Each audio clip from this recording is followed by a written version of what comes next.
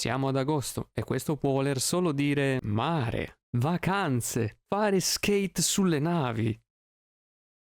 No, aspetta. Pillolini miei cari pillolini e benvenuti in questo nuovo episodio di Repills, la rubrica dove vi parlo di videogiochi, soprattutto indie, seguendo una struttura vicina ad una recensione, purché di fatto non lo sia. Oggi parleremo di Seafrog, titolo indie sviluppato e pubblicato da Oh My Me Games, i quali ringrazio per avermi fornito una key del gioco per realizzare questo video. Non mi resta altro da fare se non indossare le cuffie e cavalcare la mia fidata chiave inglese, subito dopo la sigla.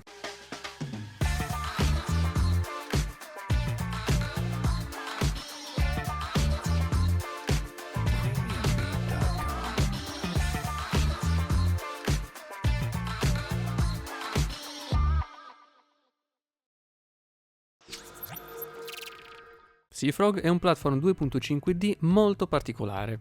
Differentemente dai classici platform, qui gli sviluppatori hanno deciso di ispirarsi direttamente da titoli come i Tony Hawk Pro Skater e Jet Set Radio. Per questo motivo gran parte del gioco lo passerai su uno skate, scelta molto interessante a mio dire. La trama racconta delle vicende di una rana senza nome che... Aspetta, dottor, ho sentito bene? Hai detto una rana? Sì, Queen, hai sentito molto bene. E si può mangiare? No, Queen, non la puoi mangiare. E perché no? C'ho una fame. Perché no? Ma io c'ho fame, dottor. Cammina per 500 passi verso nord e poi svolta a destra.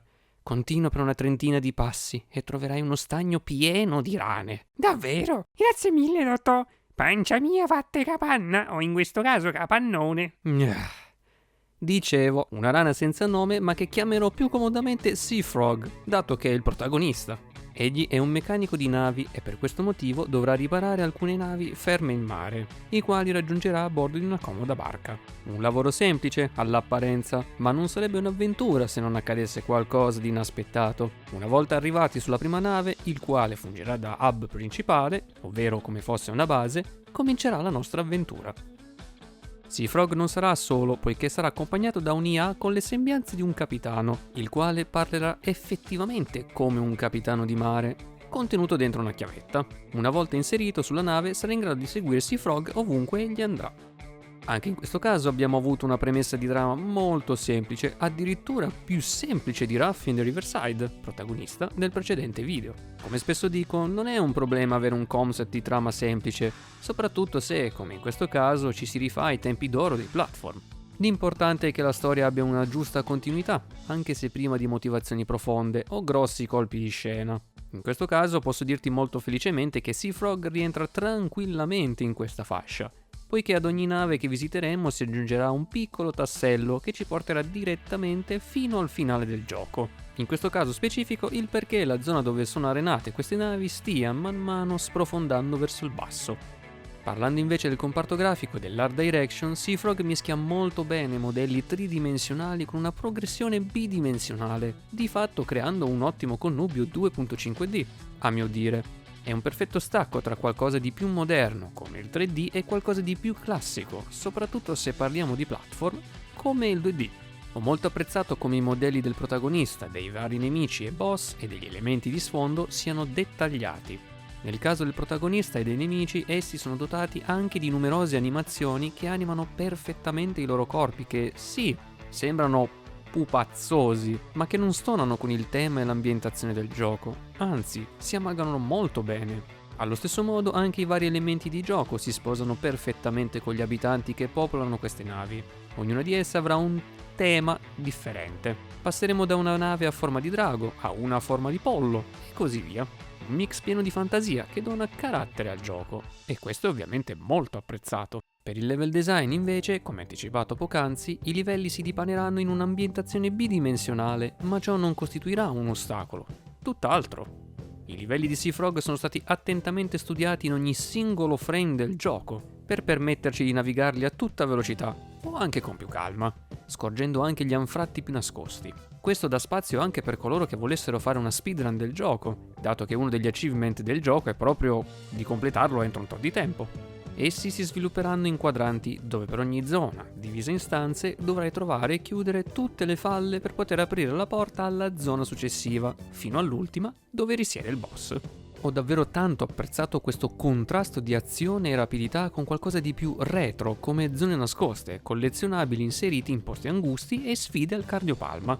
Ulteriore elemento retro è rappresentato con la forte impronta legata al backtracking, ovvero il ritornare nelle zone precedentemente visitate per scovare elementi nascosti o di cui necessitiamo per proseguire l'avventura. È un'arma a doppio taglio perché se non gestita bene può portare a situazioni di frustrazione non da poco ed un rallentamento del pacing o ritmo del gioco che può portare a noia. Sono però felice di dirti che anche qui gli sviluppatori hanno apportato forte cura nel backtracking. Una volta visitata una nuova nave, infatti, non è detto che tu debba o possa arrivare dall'inizio fino alla fine. Molto spesso dovrai difatti andare avanti o tornare indietro nelle navi precedentemente visitate, perché avrai un pezzo in più per poter proseguire e magari in stanze successive della nave precedente o successiva troverai quello che ti serve in quella attuale. Praticamente questo crea un pattern da seguire che non annoia affatto e si attacca perfettamente al gameplay loop, l'elemento portante che ti deve trasportare dall'inizio alla fine del gioco, senza mai stancare, ma richiedendoti attenzione ai dettagli e spingendoti a sperimentare.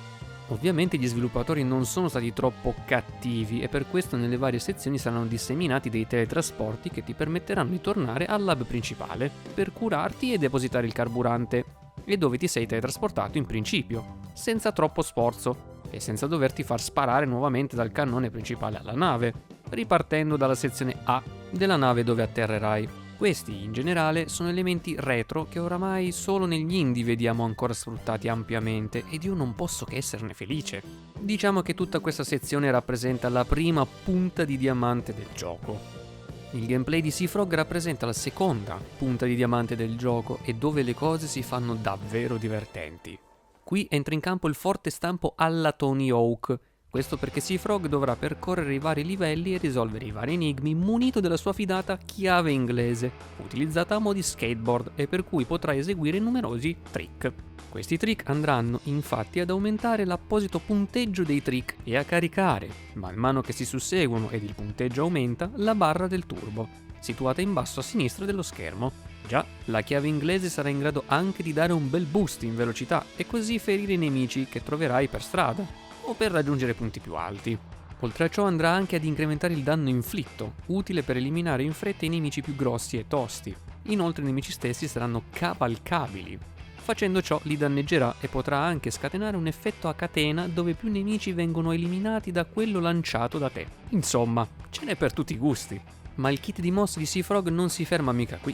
Potrai infatti sbloccare nel corso del gioco delle abilità aggiuntive per la chiave inglese, contenute in manuali da meccanico sparsi qua e là per i vari livelli, oltre a vari microchip, il quale fungeranno sia da bonus per le varie caratteristiche del protagonista, trick per il punteggio di ogni chain o catena di trick, boost per la velocità del turbo, il turbo, ovvero il tempo che impiega la barra del turbo a caricarsi ad ogni trick, ed infine la barra della vita, sia da effettivi potenziamenti, il quale permetteranno a Seafrog di scalare determinate pareti o superare stanze con elementi che interagiranno con la chiave inglese.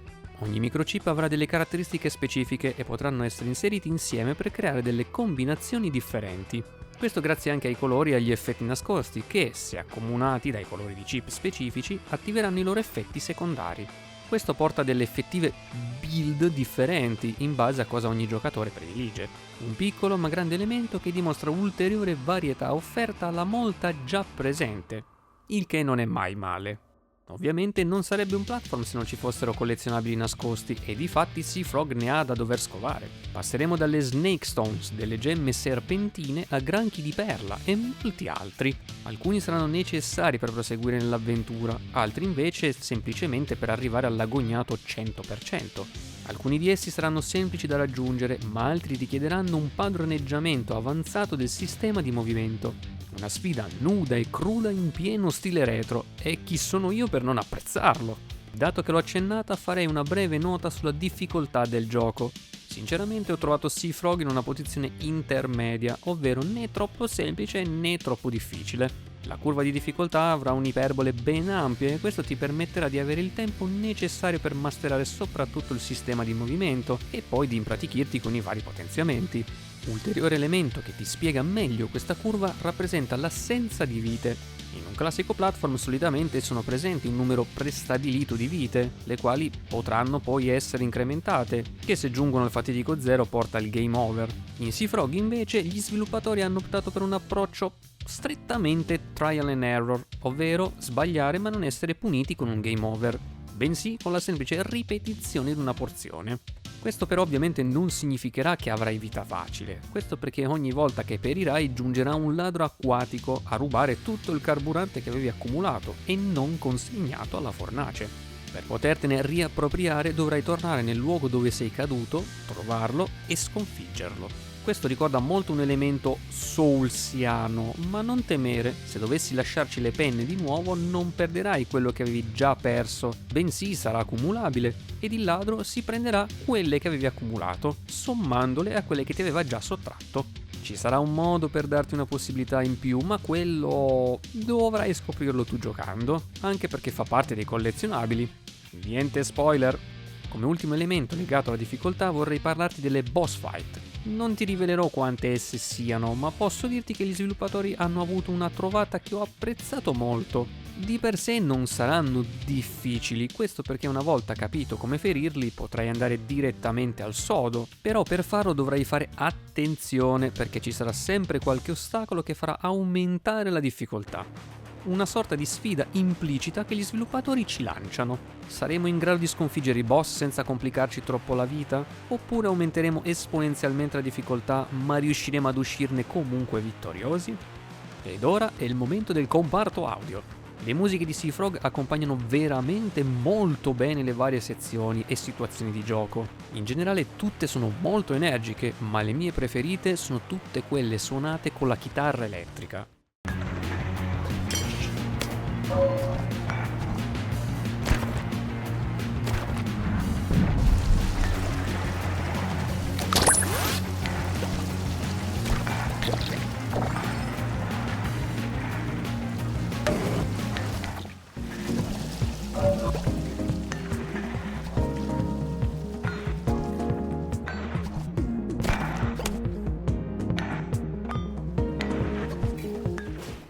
Avere nelle orecchie dei brani in stile rock mentre fai trick qua e là è davvero una scarica di dopamina niente male. Davvero tanti complimenti a chi si è occupato dei vari brani presenti nel gioco.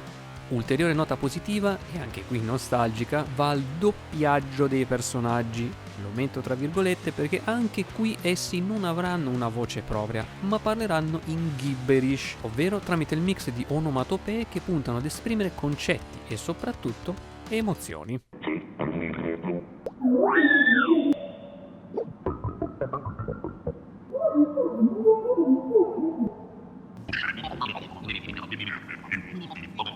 Ho trovato molto buffo incontrarlo nuovamente subito dopo Raffi and the Riverside. Inutile dire che sia un elemento che ho fortemente apprezzato. Non avendo dei feedback da condividere agli sviluppatori, direi che sia arrivato il momento delle conclusioni. Seafrog è un'ulteriore ventata di aria fresca nel panorama platform e indie. Nonostante le premesse di gioco semplici, si nasconde un gioco tosto e ben strutturato, il quale, con i suoi trick, saprà tenerti incollato dall'inizio alla fine. Il tutto accompagnato da una soundtrack di spessore. Ho veramente tanto apprezzato questo gioco ed è stato un piacere giocarlo e parlartene. Sicuramente il fatto che io ami i platform ha fatto la sua parte, ma un plauso va anche e soprattutto agli sviluppatori per aver saputo concretizzare queste idee bizzarre ma molto efficaci. Ovviamente il mio giudizio finale è più che positivo e per questo motivo è uno dei giochi che ti consiglio caldamente di provare. Nota di specifica va alla lingua. Seafrog infatti sarà completamente in lingua inglese, ma fortunatamente non sarà uno scoglio invalicabile per chi non lo mastica. Potrebbe essere un po' problematico il linguaggio del capitano, fortemente in slang e con terminologie marinaresche, ma per il resto dovresti essere a posto. Personalmente è un dettaglio marginale, ma è sempre giusto farlo presente. Seafrog è attualmente disponibile per PC tramite Steam e totalmente compatibile con Steam Deck. Come ultima cosa vorrei ringraziare ancora Oh My Me Games per questa opportunità. Spero di poter collaborare ancora con voi in futuro. Se anche tu vorrai giocare a questo gioco, in descrizione ti lascio il link che ti porterà alla sua pagina Steam. Mi raccomando, supporta gli sviluppatori indie. E tu invece cosa ne pensi? Conoscevi già questo gioco? E se sì, qual è stata la tua esperienza? Fammelo sapere qui sotto con un commento. Occhio a non girare troppo o ti verrà il mal di mare.